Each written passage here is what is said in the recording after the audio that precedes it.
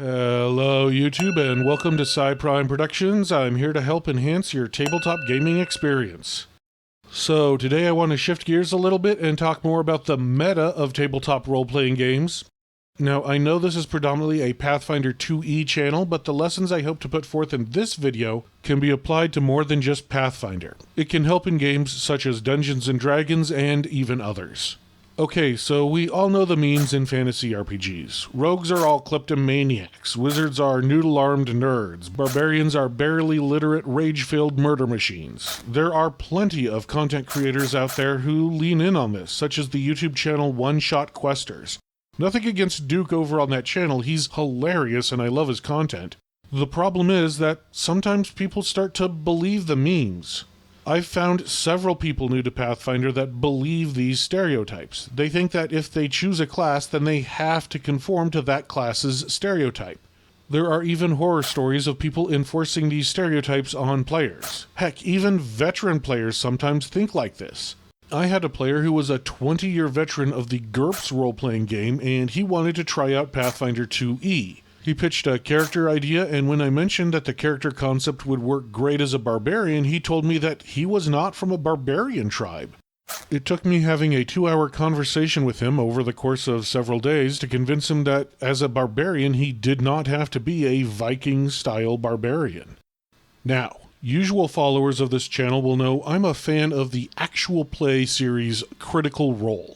And they have several characters that show that a class doesn't have to follow the stereotype. Their third campaign alone has multiple examples of this. Without getting into later spoilers for the campaign, and please don't spoil the game in the comments below, we have an automaton known as Fresh Cut Grass who is mechanically a cleric. However, they didn't start the campaign as a religious character. Instead, they are a robot designed for magical healing, a literal heal bot. Their class may read cleric and they follow all of the cleric rules, but they are re-envisioned as a healing robot. Another character, Ashton Greymore, likewise is a barbarian in class only. In reality, he's just a downtrodden street punk with anger issues who knows how to throw down. Fern Calloway is listed as a druid, but she doesn't start play knowing any other druid, and it's heavily implied she didn't even learn from other druids. Instead, she is portrayed more as a fey creature who is simply strengthening her innate fey connection to nature magic. I could go on here, but the point is you don't have to lean into the stereotype. You certainly can if that's the character you want to play, but you don't have to. Monks don't have to come from a dojo. Investigators don't have to be a Sherlock Holmes type. Rangers don't have to be nature-obsessed warriors. With that in mind, here are 5 builds I've come up with to break class stereotypes. I've put forth rules on how to make them in both D&D 5e and Pathfinder2e, but they work in other gaming systems as well. Also, obviously, this isn't every way to defy a stereotype, just a few ideas to get you going. Coming in at number 5, we have the Brawler Monk. This is a very simple build, and you don't have to be any specific race or ancestry or anything. The idea here is to just make a monk that didn't grow up in some sort of kung fu temple or martial arts dojo. Instead, your character learned from the School of Hard Knocks. Maybe they're an enforcer for a local crime boss who could never afford armor, so they had to learn to do without. Maybe they're a wrestler or someone who gets into fistfights for money. Maybe they just like getting into bare-knuckle tavern brawls. Simply pick the monk class and then choose more physical options and maybe shy away from class options that are spiritual in nature. Maybe your D&D monk is a Kensei instead of an Astral Self monk, or your Pathfinder monk doesn't pick up the Key Strike or Key Blast feats. Or maybe do pick up those abilities if you want. Maybe barroom brawling has led your character to achieving enlightenment. Go nuts! For number 4, we have the Soldier Rogue. The idea behind this build is that your rogue is an infantryman in the army. He's just the guy around camp known for being able to get stuff done. Commander too drunk to distribute pay? Then maybe your character can pick the lockbox, distribute the pay, and then lie to the commander the next day when they've sobered up and said that he already did it. In D&D, you could make him an archer or a crossbowman. In Pathfinder2e, you could also make him an archer or crossbowman, or you could make him a pikeman. Just be a ruffian rogue complete with long spear and chainmail, and you're good to go. Another option, you could make him a thief rogue with a dancer's spear and a chain shirt for similar results.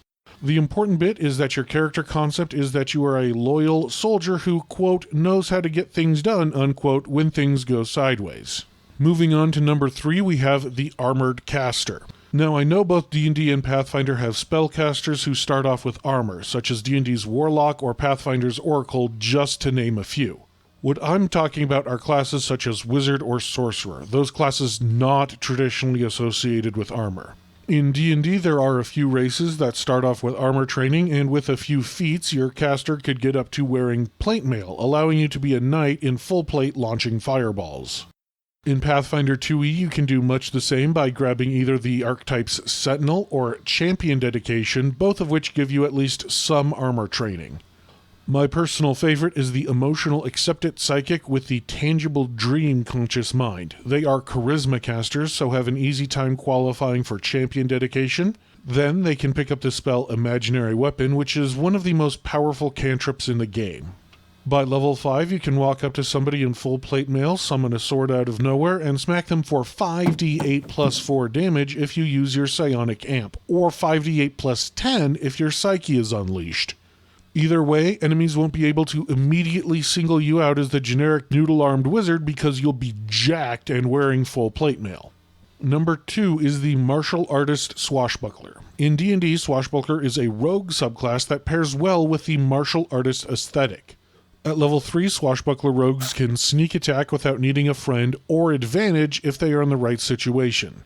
This is great if you are in a martial arts style duel. They also eventually gain the ability to get bonuses on martial arts like maneuvers such as tripping and grappling. You'll have to use a weapon here. I might suggest reflavoring a rapier as a Chinese jian, I hope I pronounced that correctly, or your GM might be nice and house rule that unarmed strikes count as a light finesse weapon, in which case you could fight unarmed with a tavern brawler feat. In Pathfinder2e, Swashbuckler is its own class, and it also works well as a martial arts build. You could reflavor your 3rd level class feature Riposte as a martial arts counterattack. Many martial arts focus on grappling and tripping, meaning the gymnast subclass works well here. Other martial arts incorporate startling shouts called Ki, which could be worked into an intimidation-based braggart build. You could grab the martial artist archetype to increase your unarmed melee attacks, or grab some finesse martial arts weapons like a dancer's spear. In either case, both D&D and Pathfinder swashbucklers will probably need some light armor to even things up, which is more common in martial arts movies than you might think. Lastly, number 1 on our list is the Military Leader Bard. Now, when most people think of Bard, they think of one of 2 stereotypes. Either a goofy, out-of-touch jester who stupidly sings in battle instead of actually helping people out, or a maniac who only cares about how to seduce everyone and everything. But it doesn't have to be that way. You could build your bard out to be some great general or military leader. Instead of performing with your instruments in combat, maybe you recite poems of ancient battles or inspire your troops with rallying speeches. Your performance can be oratory, not instrument-based. A D&D strength-based Valor Bard can wear medium armor, use shields, and at level 6 gets 2 attacks around, making them competitive with other martial classes. In Pathfinder, you could be a warrior bard in much the same way, delivering rousing oratory speeches and directing your troops. Simply grab the general feat medium armor proficiency or maybe champion dedication for heavy armor training and do your thing. In either case, there's no need to even refer to yourself as a bard. Instead, you might call yourself a strategist or a shining battle leader. Maybe you could even style yourself as a battle mage due to your magic. It's up to you.